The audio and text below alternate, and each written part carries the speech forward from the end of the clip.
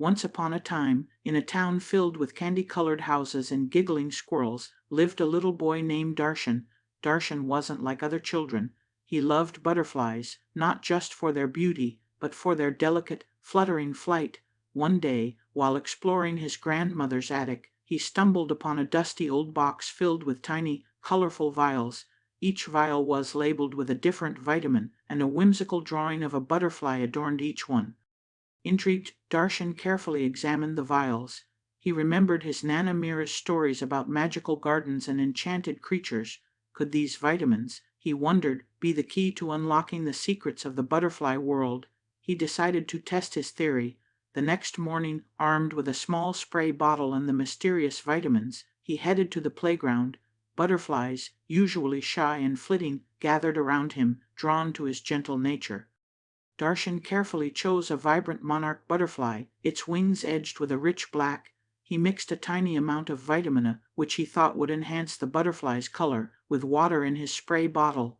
He gently sprayed the butterfly, and watched in amazement as its wings shimmered with an even brighter orange, the black borders deepening in intensity. The change was subtle, but undeniable. Encouraged, he continued his experiment, spraying different butterflies with different vitamins, each vial carefully chosen based on his imaginative ideas of what each vitamin could do to the butterfly. He used vitamin B, which he speculated would boost their energy, on a delicate blue morpho. This butterfly's flight became strikingly swift and graceful, its movements a blur of iridescent blue. He then moved on to vitamin C, believing it would increase their size.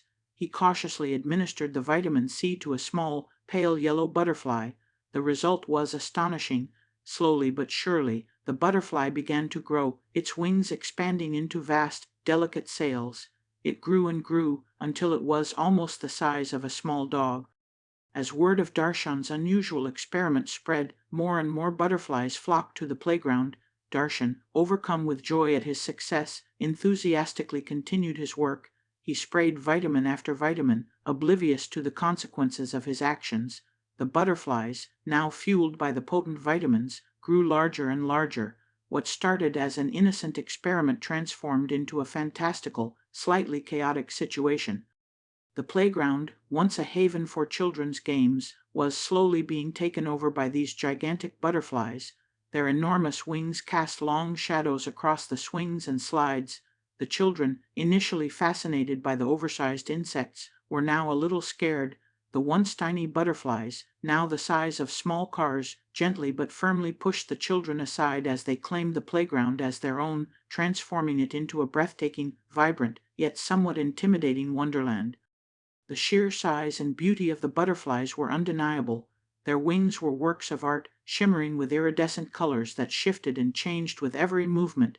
They created a breathtaking spectacle of color and motion, a living kaleidoscope against the playground's bright backdrop. However, their size presented a unique challenge. The slides became too narrow, the swings too fragile, and the seesaws too unbalanced. The children were now merely observers, marveling at the butterflies' breathtaking display, but unable to participate in their favorite playground activities. Darshan, now realizing the unintended consequences of his actions, felt a mixture of awe and concern. The sight of the gigantic butterflies was amazing, yet he knew he needed to find a way to reverse the effects of the vitamins. He remembered his grandmother mentioning an antidote special blend of flower nectar and dew collected under the moonlight. He immediately began searching for this magical concoction, driven by a determination to restore the playground to its former state. The search proved difficult but ultimately rewarding. He spent the entire night, under the soft glow of the moon, meticulously collecting the dew and nectar. He meticulously mixed the ingredients, carefully following his grandmother's ancient recipe, hoping that it would work. The next morning, armed with his newly created antidote, he returned to the playground. The giant butterflies, initially suspicious, seemed to sense the unique properties of the antidote. Darshan carefully sprayed the antidote onto each butterfly, one by one. As the antidote took effect, the butterflies began to shrink, their enormous wings slowly reverting to their normal size. The change was gradual but reassuring. The playground, once dominated by colossal butterflies, slowly started to regain its usual playful atmosphere. As the last butterfly returned to its normal size, Darshan breathed a sigh of relief. He had learned a valuable lesson about the balance of nature and the responsibility that comes with scientific exploration. The children cheered, running back to their favorite swings and slides, their laughter echoing through the now restored playground. Darshan smiled, knowing that while his experiment had been extraordinary, he preferred the smaller, more manageable butterflies, and the familiar joy of a playground shared with his friends. And though he still loved his Nana Mira's vitamins, he promised himself he'd always think twice before conducting any more experiments.